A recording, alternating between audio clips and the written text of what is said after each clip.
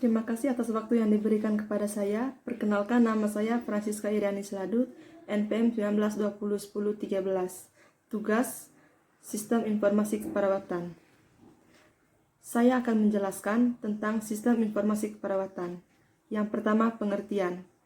Sistem informasi keperawatan adalah gabungan perangkat dan prosedur yang digunakan untuk manajer siklus informasi atau mulai pengumpulan data sampai pemberian umpan balik informasi untuk mendukung pelaksanaan tindakan tepat dalam perencanaan, pelaksanaan, dan kecepatan kinerja sistem kesehatan.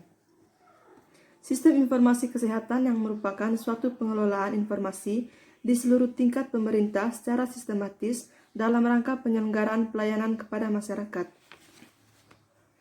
Dalam literatur lain, menyebutkan bahwa sistem informasi kesehatan adalah suatu sistem pengelolaan data dan informasi kesehatan di semua tingkat pemerintah secara sistematis dan terintegrasi untuk mendukung manajemen kesehatan dalam rangka peningkatan pelayanan kesehatan kepada masyarakat.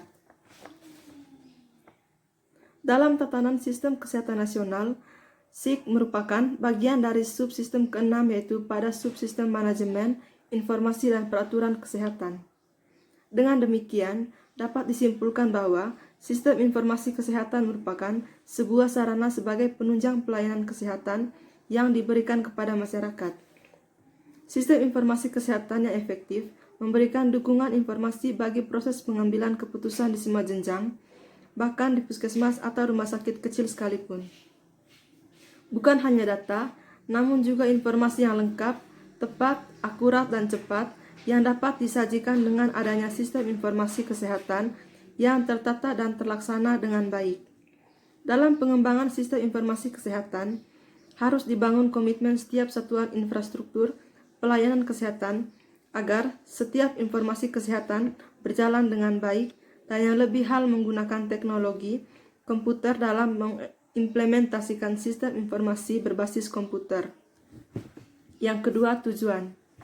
Tujuan dikembangkannya sistem informasi kesehatan adalah: yang pertama, sistem informasi kesehatan merupakan subsistem dari sistem kesehatan nasional atau SKN yang berperan dalam memberikan informasi untuk pengambilan keputusan di setiap jenjang administratif kesehatan baik di tingkat pusat, provinsi, kabupaten atau kota, atau bahkan pada tingkat pelaksanaan teknis seperti rumah sakit atau puskesmas. Yang ke-B, dalam bidang kesehatan telah banyak dikembangkan bentuk-bentuk sistem informasi kesehatan dengan tujuan agar dapat mentransformasi data yang tersedia melalui sistem pencatatan rutin maupun non-rutin menjadi sebuah informasi. Upaya pemantapan dan pengembangan sistem informasi kesehatan ditujukan ke arah terbentuknya suatu sistem informasi kesehatan guna dan berdaya guna yang mampu memberikan informasi yang akurat, tepat waktu, dan dalam bentuk yang sesuai dengan kebutuhan untuk yang pertama, pengambilan keputusan di seluruh tingkat administrasi dalam rangka perencanaan, penggerakan pelaksanaan, pengawasan, pengendalian, dan penilaian. Yang kedua, mengatasi masalah-masalah kesehatan melalui syarat diri dan upaya penanggulangannya. Yang ketiga, meningkatkan peran serta masyarakat dan meningkatkan kemampuan masyarakat untuk menolong dirinya sendiri. Yang keempat, meningkatkan penggunaan dan penyebarluasan ilmu pengetahuan dan teknologi bidang kesehatan. Yang ketiga, manfaat. WHO menilai bahwa investasi sistem informasi kesehatan mempunyai beberapa manfaat antara lain: A. Membantu pengambilan keputusan untuk mendeteksi dan mengendalikan masalah kesehatan, memantau perkembangannya. Yang ke-B, pemberdayaan individu dan komunitas dengan cepat dan mudah dipahami, serta melakukan berbagai perbaikan kualitas pelayanan kesehatan. Adapun manfaat, adanya sistem informasi kesehatan dalam suatu fasilitas kesehatan diantaranya: memudahkan setiap pasien untuk melakukan pengobatan dan mendapatkan pelayanan kesehatan, memudahkan fasilitas kesehatan untuk mendaftar pasien yang berobat. Semua kegiatan di fasilitas kesehatan terkontrol dengan baik atau bekerja secara terstruktur. Begitu banyak manfaat sistem informasi kesehatan yang dapat membantu para pengelola program kesehatan, pengambilan kebijakan dan keputusan pelaksanaan di semua jenjang administrasi, kabupaten atau kota, provinsi dan pusat, dan setiap dalam hal berikut. Yang pertama, mendukung manajemen kesehatan, mengidentifikasi masalah dan kebutuhan, mengintervensi masalah kesehatan berdasarkan prioritas, pembuatan keputusan dan pengambilan kebijakan kesehatan berdasarkan bukti atau berbasis bukti keputusan, mengalokasikan sumber daya secara optimal, membantu peningkatan kekuatan dan efisiensi. Yang berikut sasaran sistem informasi keperawatan. Yang pertama, terciptanya pengorganisasian dan tata kerja pengelolaan data atau informasi dan terjadinya tenaga kerja fungsional pengelola data dan informasi yang terampil di seluruh tingkat administrasi. Yang kedua, ditetapkannya kebutuhan esensial data atau informasi di tiap tingkat pengembangan instrumen pengumpulan dan pelaporan data.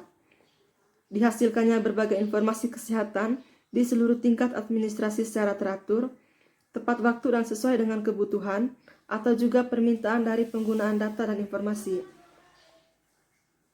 Tersedianya dukungan teknis dan sumber daya yang memadai dalam rangka pemantapan dan pengembangan otomatis pengelolaan data di seluruh tingkat administrasi. Yang berikut prinsip sistem informasi keperawatan. Yang pertama, pemanfaatan TIK. Diperlukan untuk mendukung sistem informasi dalam proses pencatatan data agar dapat meningkatkan akurasi data dan kecepatan dalam penyediaan data untuk diseminasi informasi dan untuk meningkatkan efisiensi dalam proses kerja serta memperkuat transparansi. Yang berikut, keamanan dan kerahasiaan data. Sistem informasi yang dikembangkan dapat menjamin keamanan dan kerahasiaan data. Yang berikut, standarisasi. Agar SIK terstandar perlu menyediakan pedoman nasional untuk pengembangan dan pemanfaatan TIK. Yang berikut, integrasi. SIK yang dikembangkan dapat mengintegrasikan berbagai macam sumber data, termasuk pula dalam pemanfaatan TIK. Yang ke-B, sistem informasi manajemen rumah sakit. Pengertian, sistem informasi manajemen rumah sakit adalah sistem komputerisasi yang memproses dan mengintegrasikan seluruh alur proses bisnis, layanan kesehatan dalam bentuk jaringan koordinasi, pelaporan dan prosedur administrasi untuk memperoleh informasi secara cepat, tepat, dan akurat. Sistem informasi manajemen rumah sakit adalah sebuah sistem informasi yang terintegrasi yang disiapkan untuk menangani keseluruhan proses manajemen, mulai dari pelayanan diagnosa dan tindakan untuk pasien. Yang berikut tujuan. Yang pertama, dapat memberikan keputusan dalam hal perumahsakitan, dapat memberikan informasi rumah sakit, dapat digunakan untuk memantau, mengendalikan dan evaluasi rumah sakit, mensosialisasikan dan meningkatkan kemampuan sumber daya manusia, meningkatkan kinerja rumah sakit menjadi lebih efisien dan efektif, meningkatkan mutu dan mempercepat proses pelayanan rumah sakit. Yang berikut manfaat. Yang pertama, meningkatkan efisiensi dan efektivitas rumah sakit, memperbaiki dan mengembangkan sistem yang sudah ada sehingga pelayanan akan lebih bagus, dapat memberikan laporan yang akurat sehingga cepat, dapat mengendalikan stok obat dan alat kesehatan pada banyak gudang dengan mudah dan akurat, memudahkan proses penganggaran, memudahkan penyusunan laporan kinerja dan keuangan.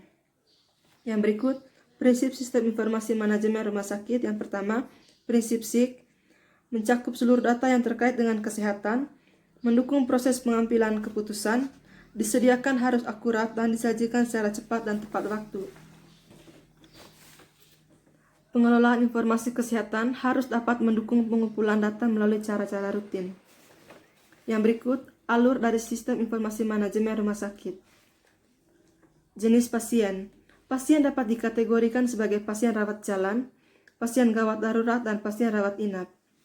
Dari segi pelayanan, pasien yang datang dibedakan menjadi pasien yang dapat menunggu berarti pasien yang tidak dalam keadaan darurat, pasien yang segera ditolong atau pasien gawat darurat. Menurut jenis kedatangan dapat dibedakan menjadi yang pertama, pasien baru adalah pasien yang baru pertama kali datang ke fasilitas pelayanan kesehatan untuk mendapatkan pelayanan kesehatan. Yang kedua, pasien lama adalah pasien yang pernah datang sebelumnya untuk keperluan mendapatkan pelayanan kesehatan.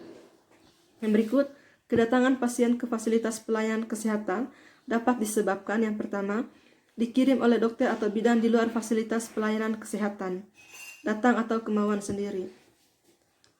Alur dan prosedur pasien Pasien yang datang ke fasilitas pelayanan kesehatan atau rumah sakit puskesmas akan diterima oleh petugas pendaftaran.